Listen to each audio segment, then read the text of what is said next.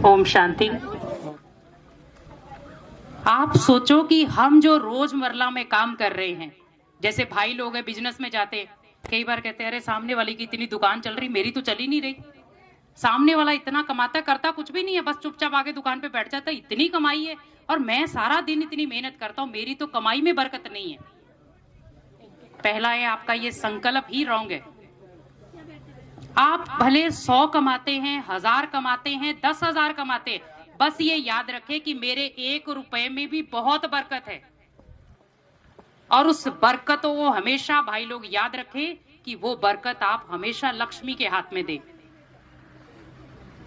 इसीलिए ज्यादातर आप देखो, ज्यादातर भावनाएं माताओं के अंदर होती भगवान के प्रति। पुरुष सोचते हम कमा के लाए, ये बदे जिधर मर्जी जाए। तो माताओं को ज्यादातर मंदिर में देखो, आप गुरुद्वारों में देखो, चर्च में देखो, कहीं पे भी ज्यादा क्वांटिटी में माताएं होती है। और भाई लोग किस क्वांटिटी में ज्यादा होते हैं? जहां जंग लड़नी हो वहां भाई खड़े हैं। तो ये सोचो, भगवान ने माताओं को एक ऊंचा दर्जा दिया है जिसको लक्ष्मी कहा जाता है। लेकिन भाइयों को भगवान ने किस नजर से देखा? नारायण। क्योंकि बिना नारायण के लक्ष्मी अधूरी, लक्ष्मी के बिना नारायण अधूरा। लेकिन अब यहाँ पर दोनों को बैलेंस बनाकर चलना है। अगर नारायण कमा कर ला रहा है तो लक्ष्मी को उसको व्यवस्थित रूप से देना है। ये नहीं जेवर खरीद लिए, साड़ी खरीद ली, जो भी चीजें अपना खरीद लिया, लेकिन स्वयं के लिए कुछ खरीदा ही नहीं। स्वयं के लिए मतलब जिससे मेरी आत्मा तृप्त हो, मेरी आत्मा को सुकून मिले। रात को जब हम सोए तो सुकून भरा नींद सोए।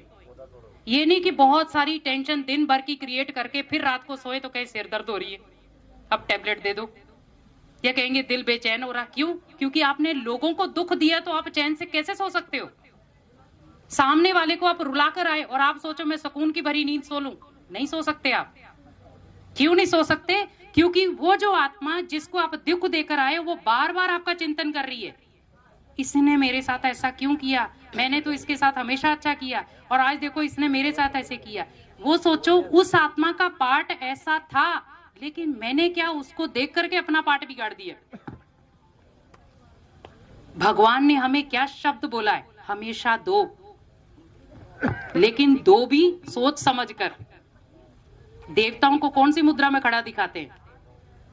कभी ऐसे दिखाए? और हम कैसी मुद्रा में खड़े होते हैं उनके सामने? कभी गए हो मंदिर में और ऐसे जाके खड़े हो गए हो?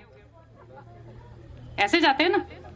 हम लेने वाले हैं और देवी देवताएं देने वाले हैं। तो आज से क्या बनना है? हमें देने वाले बनना है, लेने वाले नहीं। लेने वाले वो हैं जिन्होंने कभी कुछ किसी को दिया ही ना हो। लेकिन हमें क्या लेना है? भगवान को हम देंगे ही, लेंगे कुछ नहीं उससे। तो भगवान भी मजबूर हो जाएगा आपको देने के लिए। जैसे किसी व्यक्ति को आप बार बार सौगात देते हो, बार बार वो लौटा देता है, कहते हैं इस बार तो ठान ही लेंगे, इसको देंगे ही सही। और फिर भी क्या सोचता है? कोई बड़ी सौगात देते, क्योंकि इसने इतनी बार हमने सौगात दी, इसने नहीं ली, अब हम क्या करेंगे? इसको बड़ी सौगात देंगे। तो भगवान कहते बच्चे, जो बच्चा एक 50 रुपए से राजी हो जाए उसके लिए मैं 50 लाख क्यों खर्च करूं? हम ऐसे ही हैं, हम 50 रुपए में राजी हो जाते हैं। भगवान जी बस जरा सा सुख दे दो, बस एक छोटी सी घर पे गाड़ी चाहिए बस, या घर का एक मकान बन जाए बस। उस मकान में अगर सुख शांति ही नहीं होगी, उस मकान में अगर धन की बरकत ही नहीं होगी, तो उस मकान को क्या करोगे आप? आप घर में 4 सदस्य रह रहे हो, चारों की आपस में नहीं बन रही, तो उस मकान का क्या करोगे आप? तो पहले मुझे क्या चाहिए थी? मकान से पहले हमें चाहिए थी सुख शांति, जो जीवन के लिए जरूरी है, मन के लिए जरूरी है। आज देखो, जैसे बहन ने कहा कि कोरोना काल में लोगों ने सोचा आध्यात्मिकता को पकड़े, क्योंकि काम तो कुछ था नहीं, मंदिर भी बंद, गुरुद्वारे भी बंद, सब चीजें बंद, even then Brahma Kumari centre भी बंद थे। अब लोगों ने सोचा या तो खाना पीना बना ले, या कुछ नया कुछ सीख ले, और या कोरोना काल की बीमारी से डर लें, और या फोनों पे लगे रहे। बहुत सारों ने फोनों पे टाइम पास किया, कुछ ने अपनी स्थिति को बनाया। आज देखो कोरोना काल में जितनों ने भी शरीर छोड़े, कुछ ने बीमारी से छोड़े, कुछ ने डर के आधार पर छोड़ दिए। लेकिन कहते डर के आगे जीत है किसकी? जिसका भरोसा एक के ऊपर हो।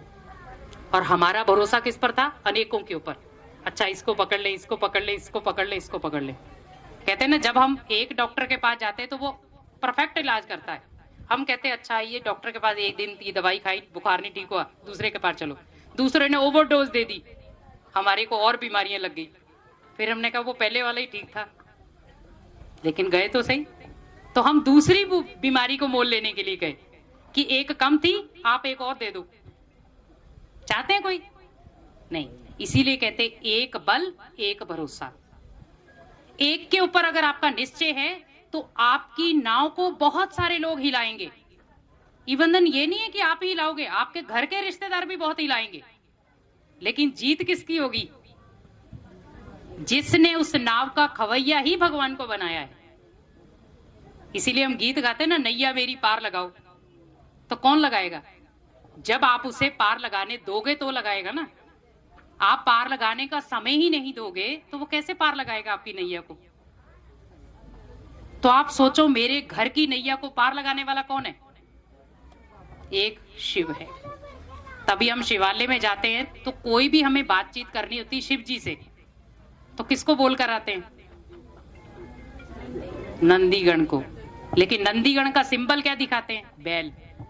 अभी आप एक बैल को यहां बाहर जाके बोल के आना, कुछ समझ जाएगा आपकी भाषा। लेकिन वहां तो हम कहते वो समझ गया। अब वो उसका क्वेश्चन का आंसर कैसे देगा? अब ये भी फील करते हैं अगर मैंने क्वेश्चन किया है तो आंसर भी चाहिए। अब आंसर तो मिला नहीं। अब आंसर मिला 4 साल के बाद, और हम तो 4 साल वेट ही करते रह गए, कभी तो आंसर मिलेगा।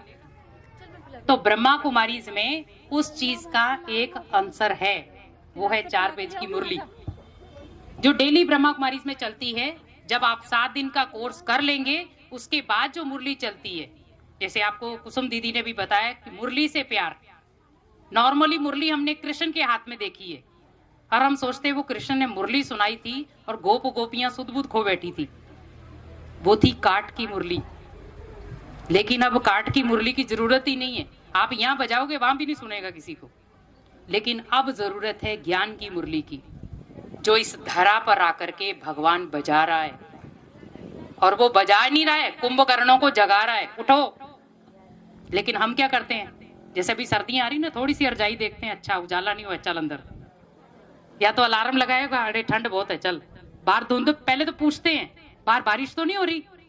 बारिश हो रही इसका मतलब थोड़ा लेट और सो जाते हैं। धुंध पड़ रही है तो भी सो जाओ, और अगर कड़ाके की धूप आ गई जाना ही पड़ेगा। तो मीन्स अंदर क्या है? जिसको भगवान से प्यार होगा ना तो वो आंधी देखेगा, ना तूफान देखेगा, ना बारिश देखेगा। कि देखेगा? आपको कोई कह दे कि आपको 10 करोड़ की लॉटरी फलानी जगह पर मिलेगी, और वो भी सुबह 3 बजे, और हम सारे लोगों को इकट्ठा करेंगे जो भी अपने घर के होंगे, भाई मिलेगी तो मेरे को, पर आप साथ में चलना मेरे। किसके लिए उठे हम? धन के लिए उठे ना। आपके घर में मान लो बच्चा आने वाला है 10 साल के बाद विदेश से, और उसकी फ्लाइट उतरेगी 2 बजे, घर पे पहुंचेगा 3 बजे, क्या आप सोए रहेंगे? हमारे को ये होगा उतावलापन, फटाफट जाके बच्चे से मिले, गेट खोले, पहले से गेट खोल के रखे हम, ताकि उसे बाहर भी ना वेट करनी पड़े। अब ये सोचो, भगवान 3 बजे डेली आपके घर के गेट के बाहर खड़ा होता है, और आप उस समय क्या कर रहे होते हो? अब सोचो, घर के अंदर वो आएगा या घर से बाहर ही लौट जाएगा?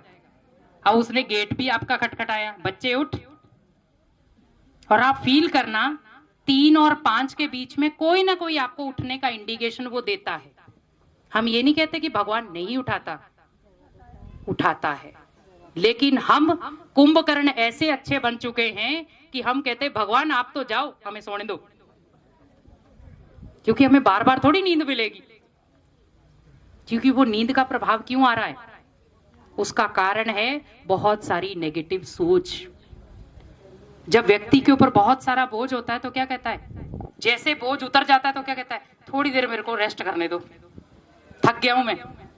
आज हमारे पास भी क्या हो रहा है? भले हम कोई काम करके नहीं थक रहे हैं, आज ज्यादा थकावट किस चीज की हो रही है?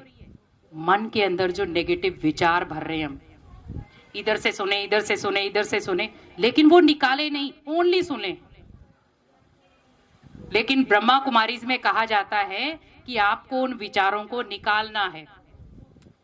जो बीमारियां अंदर आपने डाल रखी हैं उनको निकालो।